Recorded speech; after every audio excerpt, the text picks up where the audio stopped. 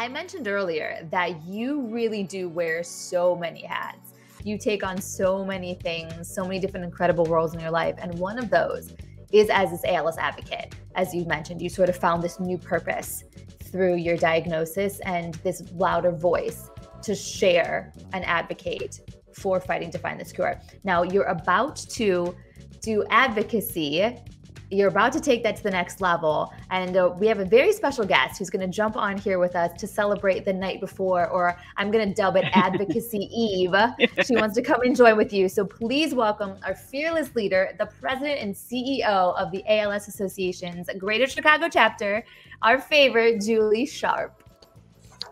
Hi, girls. How are you? Hi, Julie. Well, I want to dive into this, first of all, for maybe all the people that are watching that don't really know what we're talking about. Julie, can you explain it to them? So what is happening tomorrow? What is all of this? So the ALS Association actually hosts a public policy conference. Historically, it has actually been taking place in Washington, D.C. For the last few years, it has now virtual. It's an incredible opportunity where we come together as the ALS community to learn about the latest in research, innovations, to learn from each other, to have presentations, and then literally to descend upon the hill en masse. Usually 1,000 of us are coming together, individuals living with ALS, caregivers, those who are former caregivers, individuals such as myself, a staff member, really helping lead the delegation. And we make our presence known on the Hill. Well, while we may not be able to physically be there on the Hill, for the last couple of years, we still make our presence known.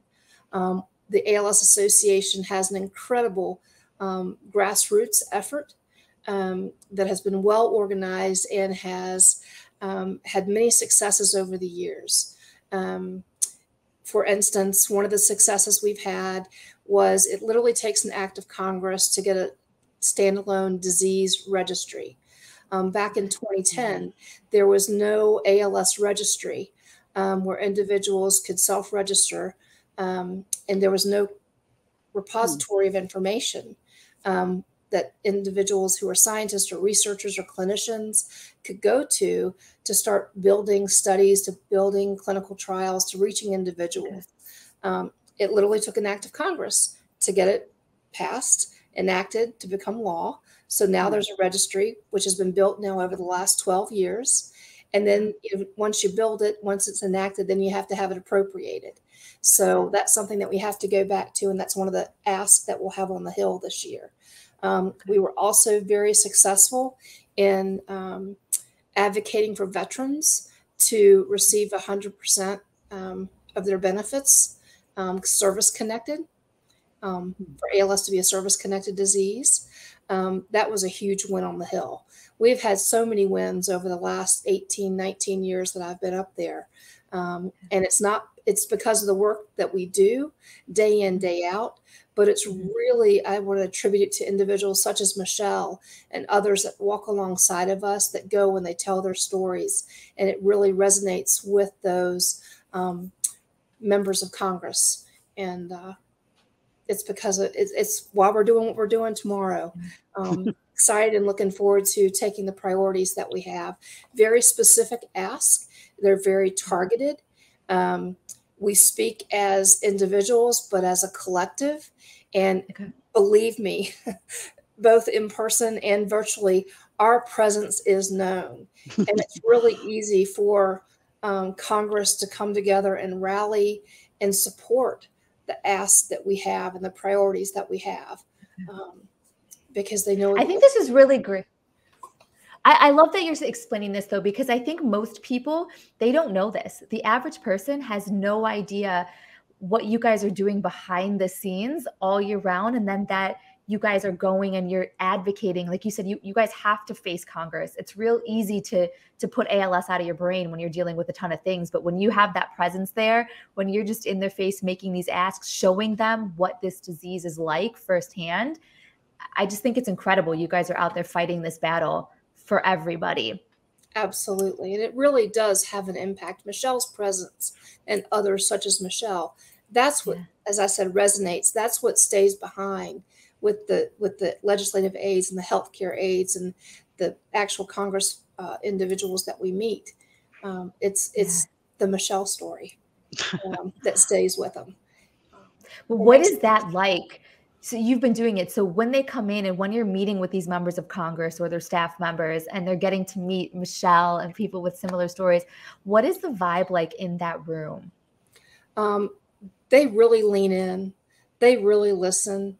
I told Michelle, you may want to have some Kleenexes to the side because depending upon how the conversation goes, I've been there many times when it can get somewhat emotional because they care. That's nice to hear. And I think we need that reminder. It's nice to hear that our legislators stop and care to listen to what's happening and really help fight for our community. That's really nice to hear. And it's our right to go there and in person, you have to schedule meetings. You have to, there's sort of a format to the meeting. When you welcome, you talk about what the ask is going to be. Individuals tell their stories, and then we close with, and we also thank them because many of them we've had relationships with forever. And it's good to see them. They know who we are. They know why we're there. They're willing and they want to continue to support the efforts. And again, I have to say it's because it's well organized. There's purpose behind the ask, and it makes sense. So speaking of these asks, we keep hearing you talk about sort of what are the priorities for this upcoming year? What are the asks that you're going in with? Well, Michelle, is it all right if I keep talking or do you want to chime in? Either way, I can, I can say we have a lot of asks. However, we really, because our time is so limited with the individuals that we meet with, we really limit it to a couple of different asks. And tomorrow we're going to be talking about the support, the investment in ALS research for treatments and just for research. And then the second ask is really going to be to continue to have telehealth, make it permanent. Michelle, you want to chime in at that? Yeah, and then a kind of a side one for me and probably with the familial ALS is more of the prevention part and helping to delay the harms of ALS. And that's one of, I think, our bullet points that we want to talk about.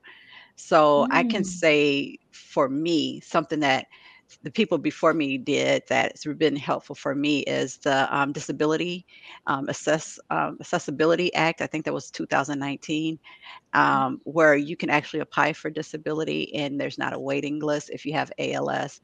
You don't have to wait for Medicare. They don't deny you, 3 or 4 times before you get it. So like I applied in March of this year. I was accepted in April and I got my first benefits and check in May. That's kind of unheard of. Wow. And that really was a success from our efforts. I don't remember right now, I can't recall the year, but that we were able to have the 6-month waiting period, or the 2-year, 24-month waiting period to get Social Security was taken away. But then there was this little caveat that Michelle's talking about. That was the 6-month waiting period before anything could happen. And I think that was a victory from the Hill last year, or the year before. It was awesome. It was awesome. That's huge because I don't think people understand or grasp the concept of like most of these services take a long time, but when you have ALS, you don't have that time. You don't have 24 months. You don't have 6 months to wait around. There's that sense of urgency, and as most of you know or may know, it takes a while to get diagnosed with ALS because it's a teasing out process. And then if you take that and look at the average life expectancy of 2 to 5 years, initially when there was a 2-year waiting period, we had lost a lot of individuals during that time period when they were waiting. And also if you look at it takes a while to get diagnosed, sometimes you're already farther into that. And the 15 months, if it's the 6 months or the 15 months that you're waiting, so much your life has gone by. So it just didn't make sense, and we had to close that gap. And again, Congress listened, and Michelle is one of the beneficiaries of it. Yes. So Yes, because like I said, I did this year. I was diagnosed in 2019. I think it came to play the year I was diagnosed. So, yeah, I mean, I can't imagine how it would have been for me without that. I blame it on Um, the COVID years, the blur, the brain fog, or, which year it was. But yeah, yeah, I know, I know. you're right. You're right. Well, it is beautiful, like you said, Julie, to see you guys work so hard, to see your efforts rewarded, and then to actually get to see how that impacts somebody like you, Michelle, that's living with it. This is all a direct result of everything that sort of storm in the hill, everything that's happening there. There she goes. Oh yeah. Oh, Oh, wow. Peggy, Last thanks for year. backtracking me, girl. I appreciate it. Thanks for keeping us honest, keeping us on track. And by the way, again, people were chiming in saying hello to you, Julie, welcoming you, and Hi, just guys. talking about how important the advocacy on the Hill is and all of that good stuff. And while we're on this topic, Michelle, I do want to know, because this is your first year. Yes. So tomorrow will be the first time that you're doing this. You're going to be advocating for ALS. What are you most looking forward to? Ooh, I don't know if looking forward would be the word, but I guess the one thing is, I guess making an impact. When things happen and it's distant, I mean, your heart feels it, but when it's close to you or in your face, it affects you more. So I hope that I'm like in their face to a point where now it's not just a name. And when they want to sign a bill or not sign it, they'll think about, my story. Because like for my family, I think it's 1 out of 400 chance most people could get ALS in their whole lifetime. But that's not like an odd for me. That's not a reality for my family. For the ones, it's a reality. So making it livable, which is one of the goals, is very, dear to me. And so I just want them to know that this, for some, it may or may not happen, but for my family and other people with familial ALS, it will happen. So now that it will happen, what can we do to at least cure it or make it livable? Because it's my reality. Yeah.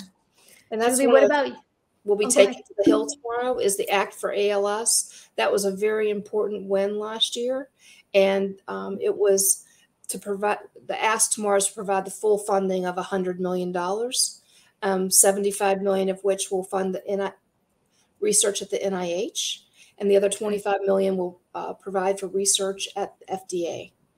Again, how things work in concert, and it's really great because you have different types of research that are taking place at different agencies, and you want to make sure it's not duplicated.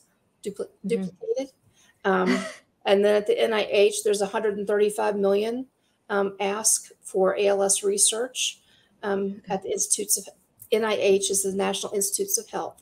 We have lots of acronyms in it. Yeah. And then at the Department of Defense, the DoD, there's actually a research program that's housed within the DoD that's referred to as ALSRP. And the reason it's inside the DoD, the Department of Defense, is again that veteran connection. We've seen the increase in funding of research go from 20 million a couple of years ago to 40 million last year. And this year we're asking for 60 million to fund that program. And then lastly, the CDC for $10 million. That's Center for Disease Control. And they're the ones that house the ALS registry and a biorepository. So we have to continue to fund that and build upon the success that we've had. Well, I don't know who can say no to you ladies.